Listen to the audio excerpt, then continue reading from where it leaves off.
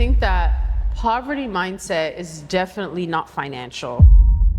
When I look at people or I'm around someone who has a poverty mindset, a lot of key themes that resurface for me are if they win, I lose type of thing. Yeah. There's not enough to go around. Oh, that wouldn't work for me because of XYZ.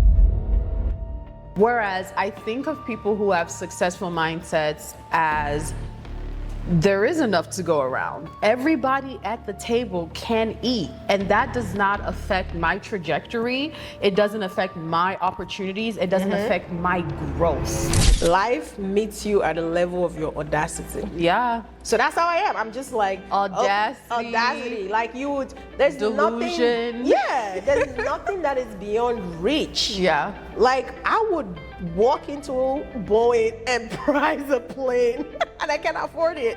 As if, right? Yeah. But that's how it it's starts. Like you have to, that's you have to have that level of audacity. You have to be able to be like, oh, why? Yeah, I want this. Oh, I can live here. Oh, I can.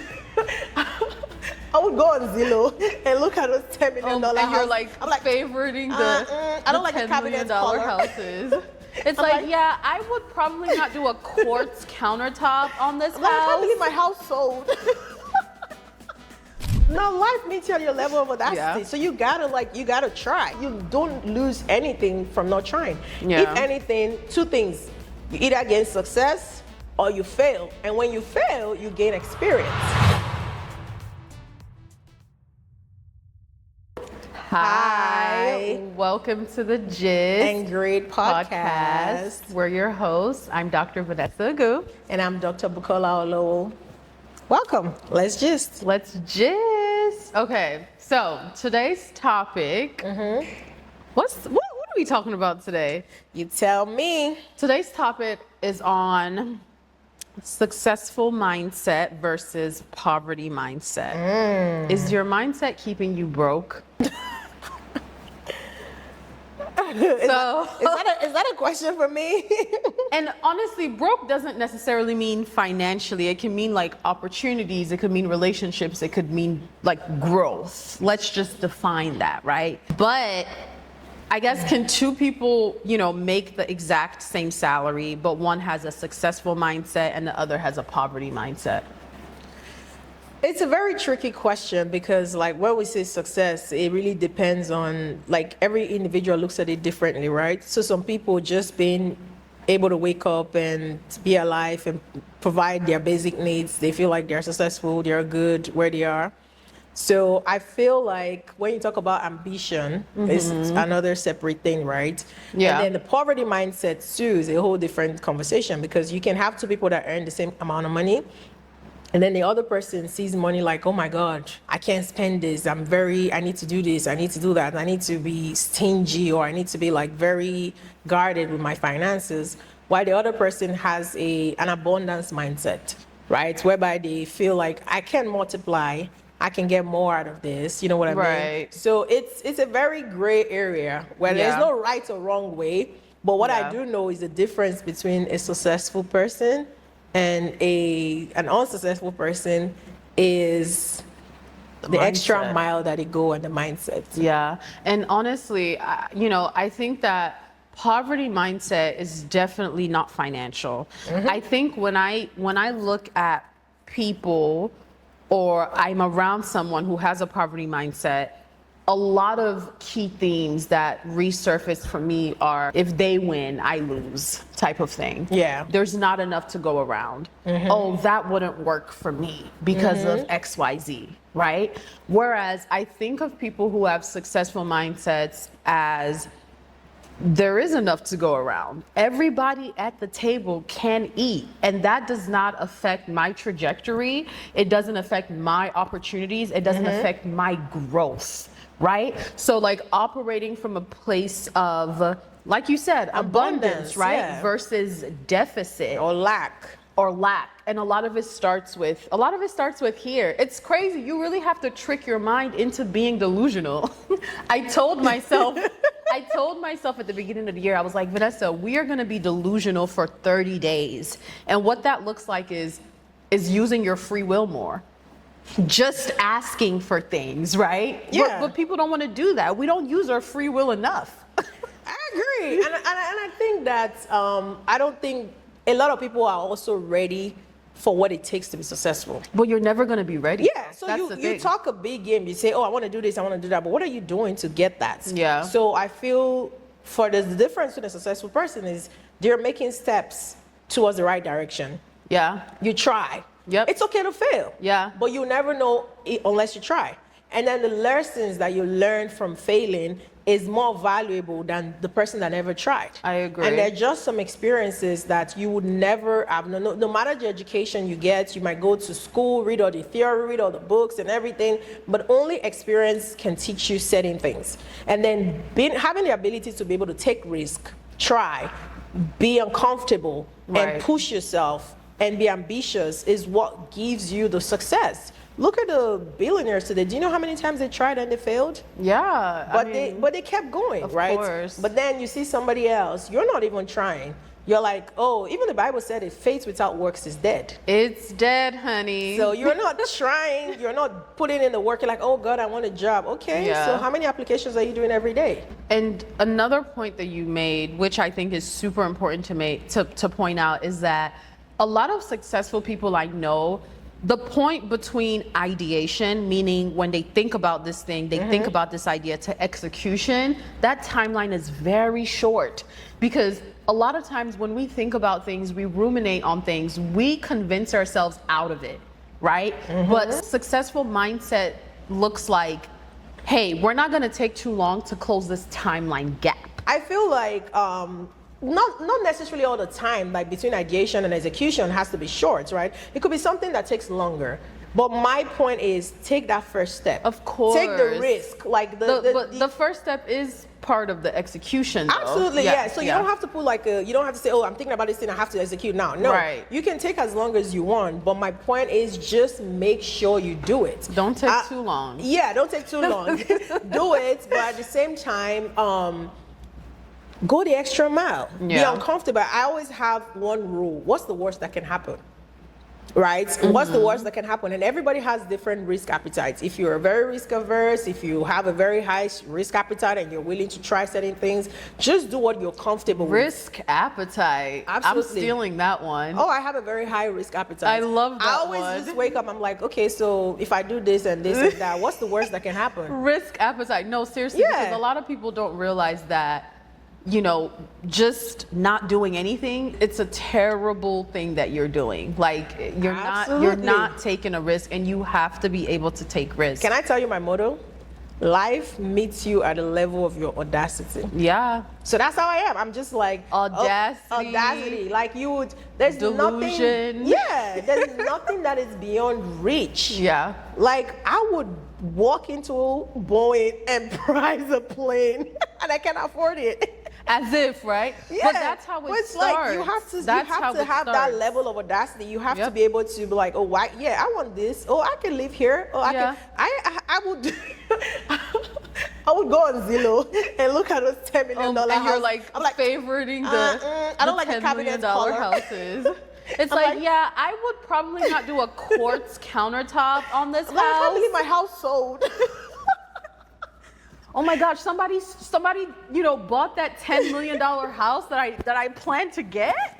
No, life meets you at your level of audacity. Yeah. So you gotta try. You don't lose anything from not trying. Yeah. If anything, two things: you either gain success or you fail. And when you fail, you gain experience, which is more valuable than any theory or any education you can always get. I So agree. experience is like the It's main. the best teacher. It's the best teacher. Yeah. So I know that we talked through like the differences, what we've experienced, what we've seen, and mind you, like having a successful mindset does not mean that the fear ever goes away, right? Like, so just get that out of your brain. Do it scared. Do it with your voice shaking. How do we talk about like that shift in mindset? Because it has to be a shift in mindset. So, I don't know about you, Buki, but what I think about on like how I had to literally train my brain to shift my mindset is I think about the voices I'm listening to.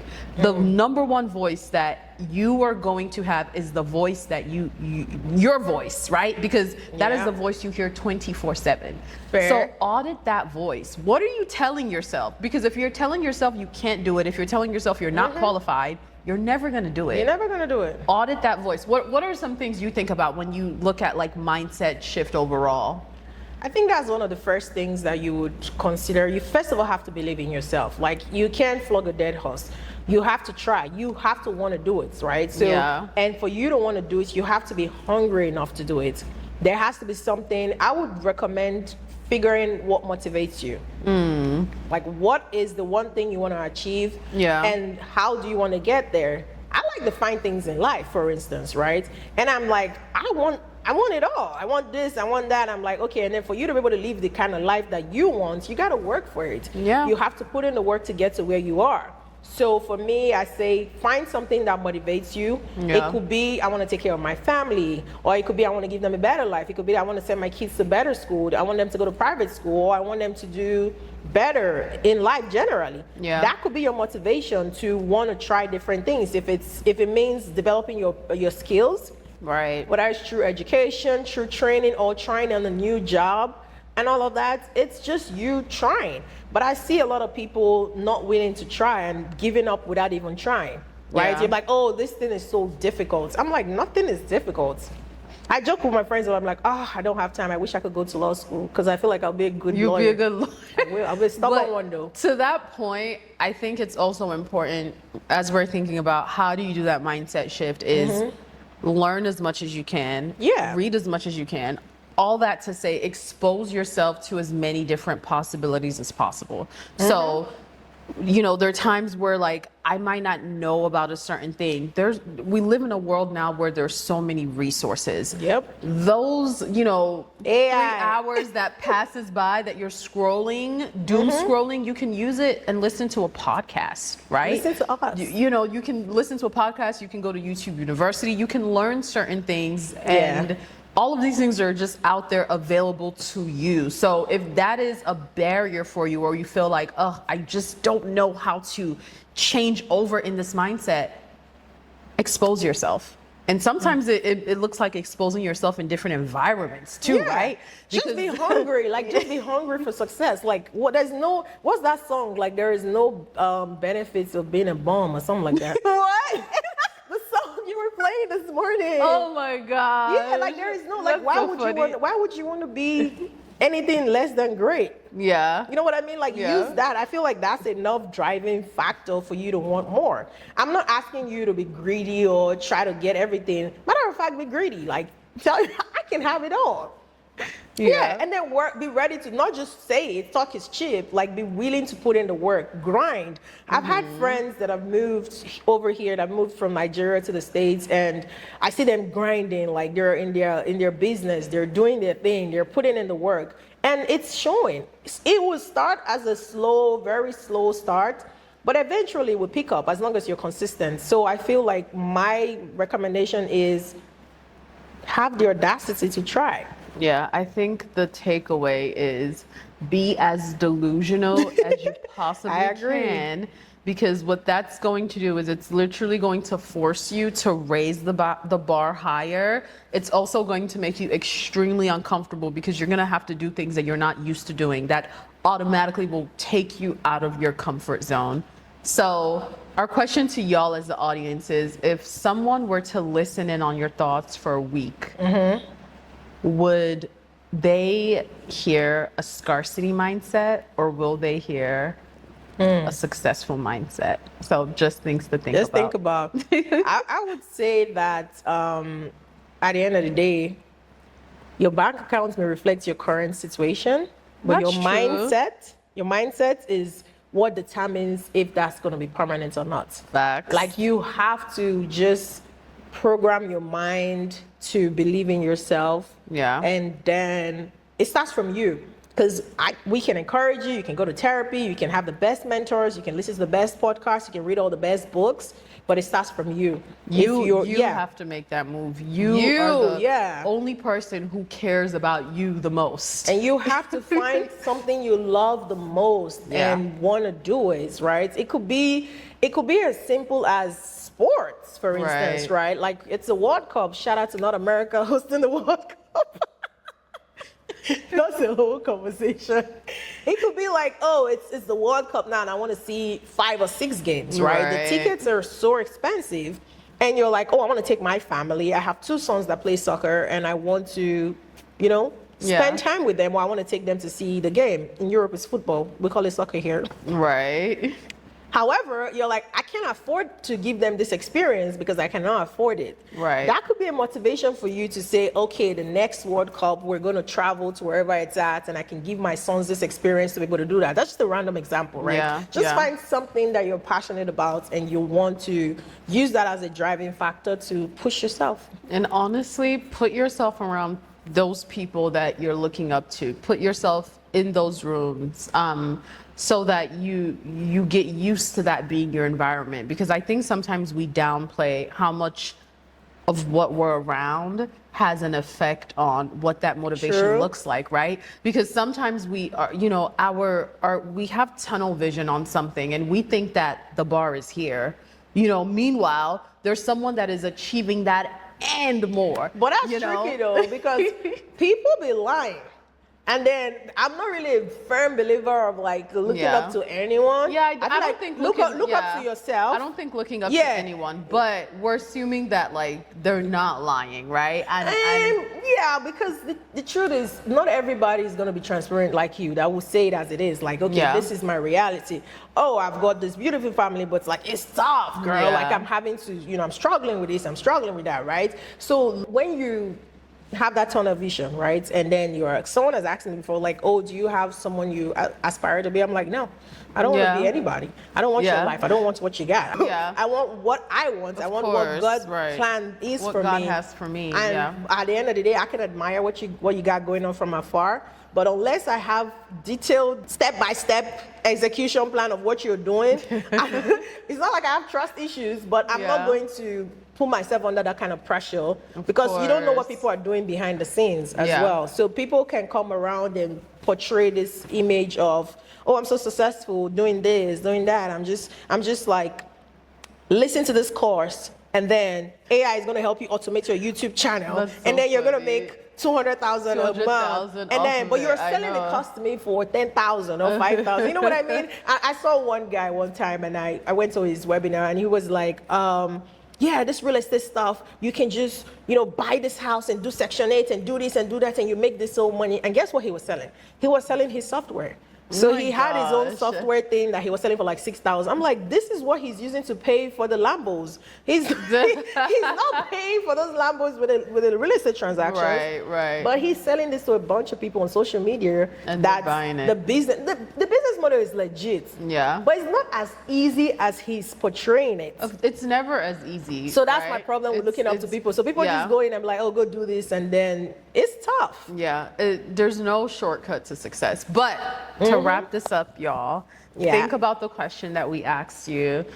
Make sure that you are betting on yourself. Make sure that inner voice that you're listening to is uplifting you and is extremely delusional and has a lot of audacity. Have audacity. Have audacity. We're going to wrap this episode up. We love you all. See y'all on the next one. Thank you.